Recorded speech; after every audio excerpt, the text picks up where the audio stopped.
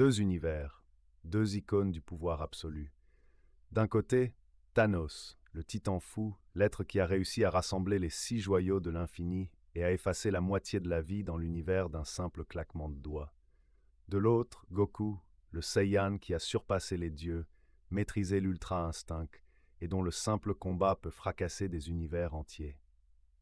C'est le clash que les fans de Marvel et Dragon Ball rêvent depuis des décennies. Aujourd'hui, on l'analyse sérieusement. Arguments, contre-arguments et verdicts sans complaisance. Thanos, ce qu'il est vraiment. Commençons par dépasser le Thanos du cinéma parce que le Thanos des comics est une autre bête. Dans les films MCU, Thanos est puissant mais clairement pas invincible sans le gantelet. Thor l'a failli tuer avec une hache, Iron Man l'a blessé.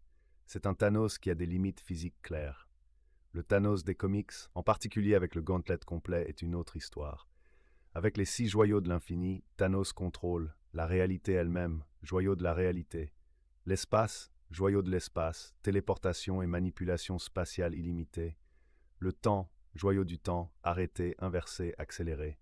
Le mental, joyau du mental, contrôle de toute forme de conscience. L'âme, joyau de l'âme, manipulation des âmes. Le pouvoir, joyau du pouvoir, amplification illimitée de toutes les capacités.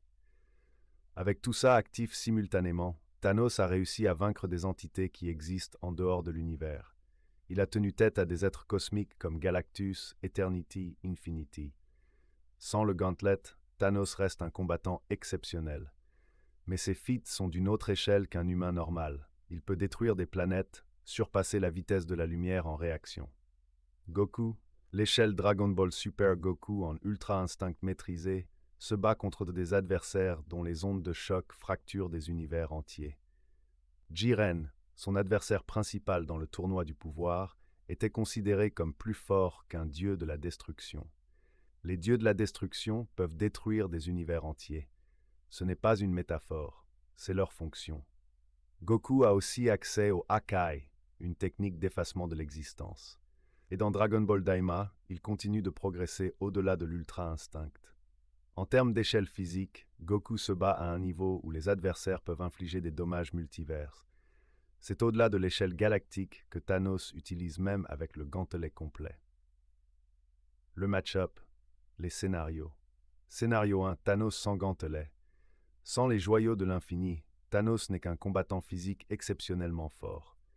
Dans ce cas, c'est une massacre en faveur de Goku.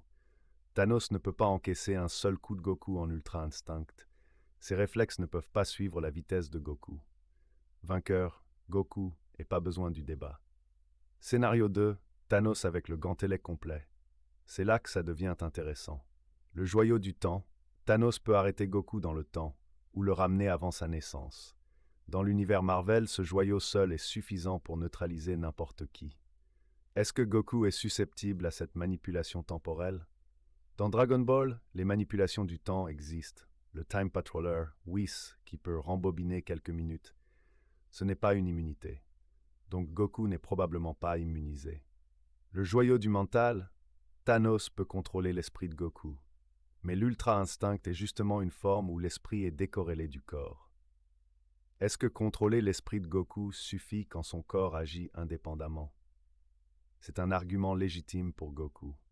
Le joyau de la réalité. Thanos peut réécrire la réalité autour de Goku, transformer ses attaques en bulles de savon, annuler physiquement ses transformations. Et c'est là où Thanos, avec le gantelet complet, prend un avantage réel. Le Hakai de Goku, son atout contre les êtres qui ne peuvent pas mourir, fonctionne sur l'existence physique. Mais si Thanos réécrit la réalité en temps réel avec le joyau de la réalité, est-ce que le Hakai peut s'appliquer? On est dans un territoire où les deux systèmes de règles se chevauchent sans réponse claire. Scénario 3. Goku appelle des renforts. Ce n'est pas le sujet, mais soyons honnêtes. Zeno-sama, le grand prêtre, ou Whis pourrait simplement effacer Thanos.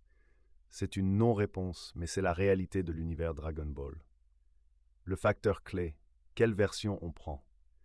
Thanos avec le gantelet vs Goku en ultra instinct. La réponse dépend de ce qu'on accepte comme canon. Si on prend le Thanos MCU, Goku gagne facilement. Il est dans une échelle de puissance que Thanos MCU ne peut pas atteindre. Si on prend le Thanos Comics avec gantelet complet, Thanos a des outils, manipulation temporelle, réécriture de réalité, qui peuvent théoriquement neutraliser Goku, peu importe son niveau de puissance brute. Si on prend Goku dans Dragon Daima avec les nouvelles transformations, la question se repose, parce que Goku continue d'évoluer. Mon verdict, Goku physiquement dépasse Thanos. Dans un combat de force pure, pas de concurrence.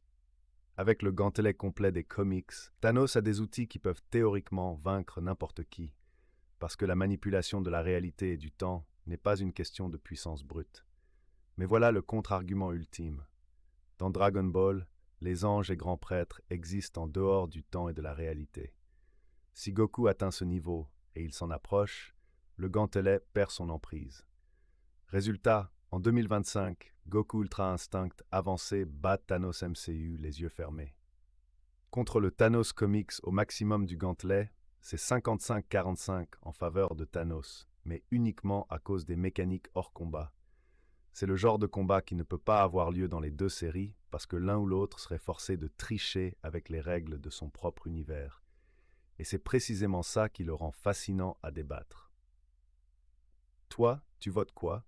Goku ou Thanos? Et quelle version? Abonne-toi, les versus sortent chaque lundi. À la semaine prochaine.